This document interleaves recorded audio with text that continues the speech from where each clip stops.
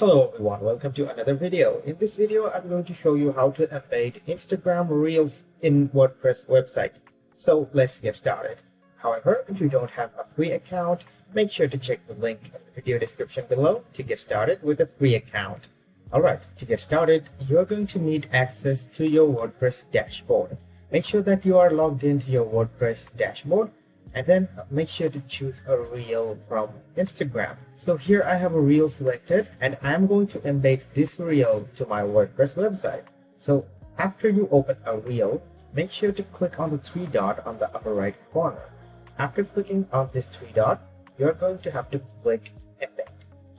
After clicking on embed, you're going to have this interface. Now you can include caption if you want, or you can just turn it off. So I don't need the caption, so I'm going to turn this option off, and then I'm going to copy the embedded code. Alright, after copying the code, we're going to head back to our website. Now we are going to go to all posts. So here are all of our posts. Now I can either click edit here and add the embedded portion in the current post, or I can just create a new post and add the embedded section. So I'm going to add new post. Now we are going to give our post a title. Alright, so our title is now ready. And then you're going to have to click the plus sign on the upper left corner, this blue plus, and then search for HTML. Now we're going to drag the custom HTML into our page. So as you can see, our HTML block is ready. Now we are going to paste down what we had copied earlier. Now we are going to click on preview just to check if the post is working. So as you can see, the post is working right over here.